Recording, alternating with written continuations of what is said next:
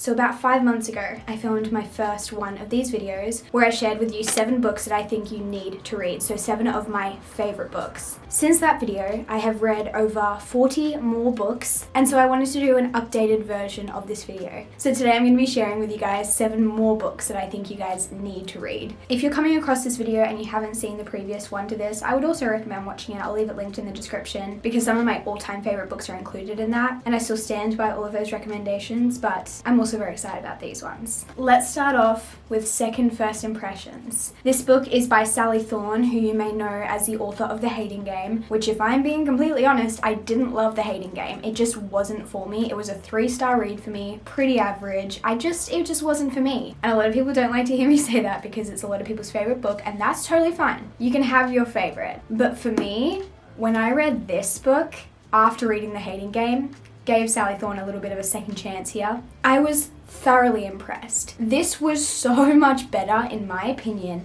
than The Hating Game. So this story is about Ruthie. She's 24 years old and she works in a retirement village, and she also lives in that retirement village because the accommodation is kind of like part of the role. And she's very much someone who loves her comfort zone. So she doesn't really go out, she doesn't have a big social life, she kind of really enjoys the company of the older people living in the retirement village. And she's just very comfortable in her routine and in her lifestyle. And then she meets Teddy, and Teddy is a motorbike riding, tattoo covered, aspiring tattoo artist who really just comes in and shakes things up. They first meet at a petrol station and things don't go super well. Teddy accidentally insults Ruthie, and so obviously she's kind of put off him. But then he shows up, I think the next day, at the retirement village, and it turns out that he is the son of the owner of the retirement village, and he ends up getting a job there. So Ruthie and Teddy are forced to spend a lot of time together. And honestly, I wouldn't say it's enemies to lovers because they don't really dislike each other for very long. Ruthie pretty quickly forgives him and they become friends, and it's kind of like a forced proximity situation as well. And as they become better friends, Teddy kind of pushes Ruthie out of her comfort zone, and she also encourages him to kind of just become more responsible and also just kind of get his life sorted. So they're kind of just helping each other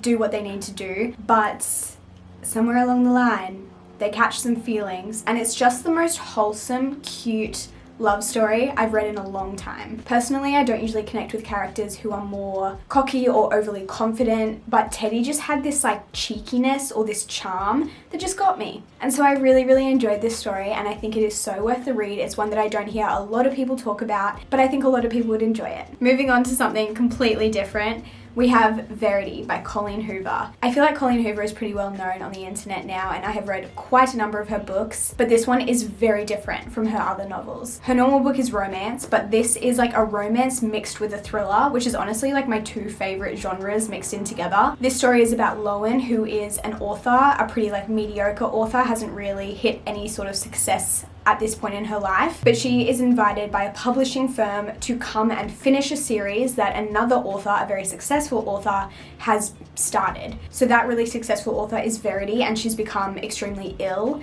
and is not able to finish that series. So that's where Lowen comes in. But Lowen comes to live with the family of Verity, with her husband and their son, so that she can have access to all of Verity's notes that she might have written about what her plans were for the series and things like that. And while she is living in this house, it's just kind of crazy. She kind of starts to maybe have feelings for this husband, and Verity, who is extremely ill, bedridden, can't speak, any of that sort of stuff, is in this house as well. So you're reading this story about Lowen, who is falling in love with this husband while his wife is still in the house and their son is still there. And then while Lowen is going through all of the notes that Verity has written, she finds a manuscript, which is basically an autobiography that Verity has written about her life, and it is insane to say the least. So if you want a fast-paced story that's just going to hook you in and grab you and is going to make you want to just keep reading, this is the book for you. What I will say is check the trigger warnings. There are so many touchy subjects mentioned in this book, and I don't know if I agree with the way they talked about those touchy subjects, but overall it is just one of those books that will keep you thinking about it for a very long time. And I just love talking to people about this book because everyone has a different opinion on it, so very interesting. Next we have Archer's Voice by Mia Sheridan, and I think I've got to say this is probably one of my favorite romance books that I've ever read. It is so freaking good, guys, like so good. So in the story we have Bree, who recently went through something extremely traumatic in her life and wants to basically escape for a little while. So she decides to get away from her life and go rent a little house in a beach town and just find a job in a diner and kind of just work there for a little while just to get away from all the stuff that recently happened to her. And while she's there, she meets Archer. And Archer doesn't speak. And they have a bit of an interaction, and at first she thinks he's really rude because he doesn't speak to her, but later she's talking to some other people in the town and they kind of fill her in a little bit, and they tell her that Archer just doesn't speak and he hasn't spoken for a very, very long time. He's lived in that town his whole life. His family has a lot of history there, but he doesn't have a lot of family left. And they all kind of perceive him as a little bit odd, a little bit weird, a little bit of an outcast. And it's very interesting because Bree kind of hears all that and she's like, well, I want to be his friend. So she ends up forming this friendship with Archer, who doesn't speak, and it's just the most heartwarming, beautiful friendship that they have, and it slowly turns into something more, and she starts to share her past with him and he shares his past with her because they find a way to communicate. And there is just so much emotional depth and character development in this that it's just like hard not to fall in love with these characters. And Archer is one of my favorite characters that I have ever read about. He's up there with Atlas from It Ends With Us, and there are not many people up there, so this is one of my top recommendations for sure. The next book I have is The Arrangement by Robin Harding. This is one of those books that I just walked into a shop one day, saw it there, picked it up, read the back of it, looked interesting, and so I bought it. And I wanted to mention this book in this video because I don't hear a lot of people talk about it, and I feel like it's such a great concept and such a great story and so intriguing. I read this very, very quickly. So in this story we have Natalie, who is a student in New York City, and she's really struggling to pay her bills and get through college and stuff like that. And her friend suggests, why don't you get a sugar daddy? And at first she's like, no way, like why would I do that? And then she kind of gets to a point where she's like, I think I might have to, like I don't really have a choice. And so she meets this man and they start this sugar daddy, sugar baby kind of relationship. But then Natalie catches feelings. And the sugar daddy, whose name is Gabe, has a family, he has a wife, and he doesn't intend on leaving this wife. And it gets to a point where he's like, I need to cut off Natalie, like this is becoming too much. And so he does. And Natalie goes a little bit crazy, I guess. She starts to stalk Gabe and stalk his family and finds out a lot of things.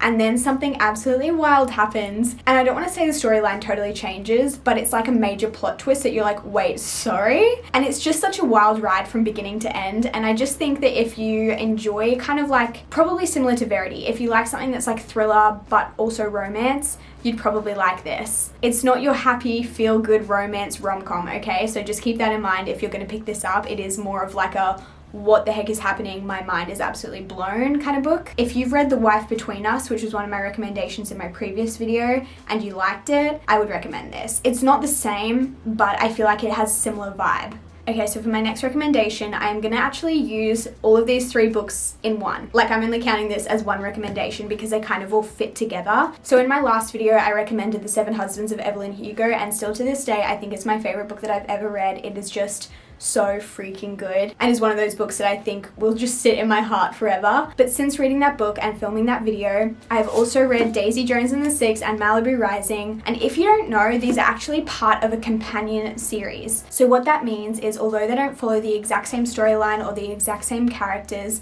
they live in the same world. So all of these stories take place in old Hollywood throughout different decades. So Evelyn Hugo is based around the 1960s, Daisy Jones is based around the 70s, and then Malibu Rising is based in the 80s. And there are characters that show up in Evelyn Hugo that also show up in Daisy Jones and then also show up in Malibu Rising. Or there are some characters that show up in Daisy Jones that also come across in Malibu Rising. So I hope that makes sense. They're not actually the same storyline, but they're based in the same world, or like fictional world. And a lot of people ask me about reading order. I would recommend that you read Evelyn Hugo, then Daisy Jones, then Malibu Rising, but you don't necessarily have to. Like, they can all make sense as standalone novels. But obviously I've already talked about this book, so you can go watch my other video if you want to hear more about that. But I actually think that I love Daisy Jones just as much as I loved Evelyn Hugo. What I will say is, though, a lot of people have messaged me and said that they loved Evelyn Hugo but didn't love Daisy Jones. In my opinion, I really did think they were on par. I freaking love Daisy Jones. It is so unique and such an interesting story in my opinion, but I think it is one of those books that you either click with or you don't, and that's okay. So I would recommend trying it, but it might not be for you. But I will say it's one of my favorite books of all time. There are so many incredible one-liners, there are so many incredible characters. It's all written in like a script format, like dialogue, and it's so interesting because it's all about this band that became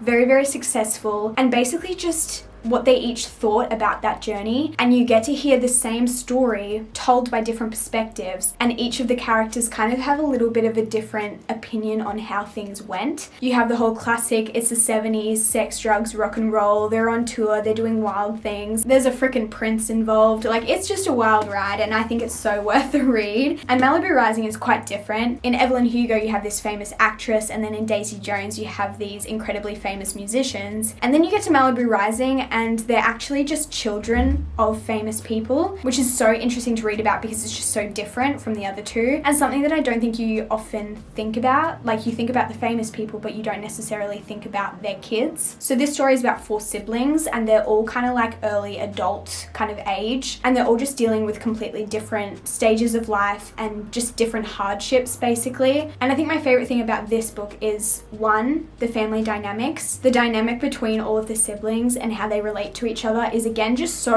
real. But I also just really loved the themes that this book had, because every single character, and there are many characters mentioned in this book, every single one of them had a very specific plan of how they thought their life would turn out, and every single character's plan basically gets turned on its head, and you get to see how all of those characters respond to that and how they deal with what happens to them, and it's just so well done. I loved it. I don't think it's quite as good as Evelyn Hugo and Daisy Jones, but it was still a 5-star read for me. I think these 3 books are just kind of unmatched, and they're kind of just books that I think I'll never forget about, so if you haven't read these, I can't recommend them enough. The next book I want to talk about is Confess by Colleen Hoover. I think I've read about 6 or 7 Colleen Hoover books. I'm like slowly making my way down the list. In my previous video, I recommended It Ends With Us, and in this video, I've already recommended Verity, which is also by Colleen Hoover, but I honestly could make a whole video just on Colleen Hoover books, and I think I will at some stage, but I didn't want to fill this video just with Colleen Hoover books, although I really feel like I could have. So I wanted to pick one more to share with you guys, and I decided to go with Confess, mostly because I feel like it's one of her more underrated books. I don't hear as much about it. I feel like I see Ugly Love, Regretting You, It Ends With Us like everywhere, so I didn't want to recommend something that you've probably already heard about a million times. But Confess is so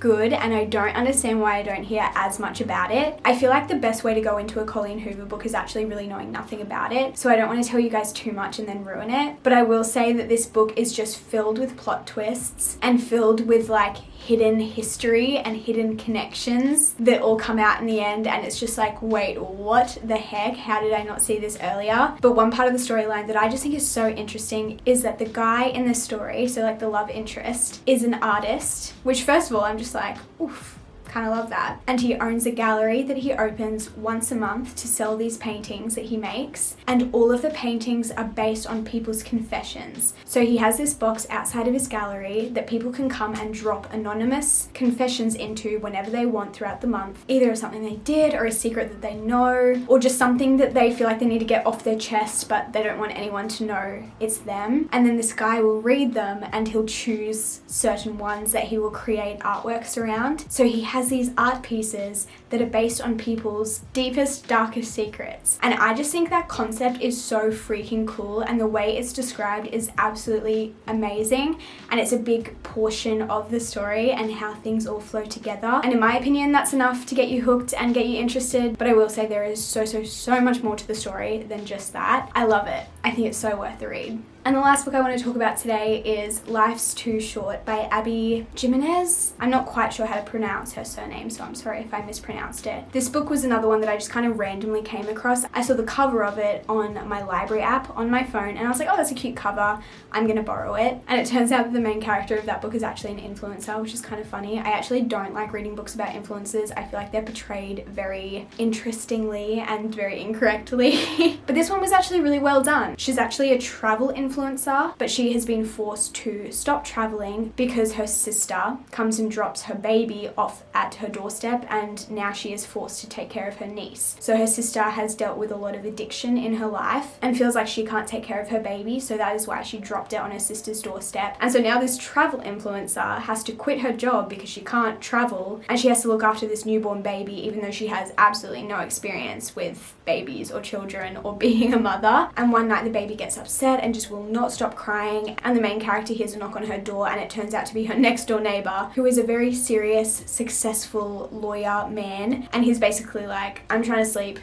can your baby please shut up? And she's like, do you think I'm not trying to make it shut up? You know what I mean? And he kind of realizes that it's a bit of a jerky thing for him to say, because obviously she is trying to console this baby. But that's kind of their first impression and how they meet. And over time, they kind of become friends and they start spending more time together. And the girl in the story has a very complicated family situation. Obviously, she has the sister that really struggles with addiction, but she also has a father who is dealing with some crazy stuff. And their family has also experienced the loss of a few family members already because of a certain illness. And the story itself is very complicated. I could sit here for an hour and explain it to you guys, but I think it's just best to read it for yourselves. But what I will say is this story is so good. It made me laugh. It made me cry. It had emotional depth. It had character development. It had a really good plot, which sometimes just doesn't happen in romance books. It's all about the romance and not about the plot. But this one was heavily plot driven, but it still had a great romance developing. So it was kind of best of both worlds, which I really appreciate. It's one of the only rom-coms that genuinely has made me laugh, and the ending was so perfect. So I definitely recommend it. But those are all the books that I have to talk to you guys about today. Hopefully you may have gotten some recommendations from this video. Feel free to recommend me your favorite books down below. I'm always looking for more recommendations. Or if you've already read any of the books that I mentioned today, I would love to hear your thoughts. So leave me a comment down below and we can discuss it further. If you guys are new here and you haven't subscribed, definitely do so. I talk about books all the freaking time. I'll leave a bunch of my book videos down below if you want to check some more out and get some more recommendations. But I love you guys and I'll see you in another video very soon. Goodbye.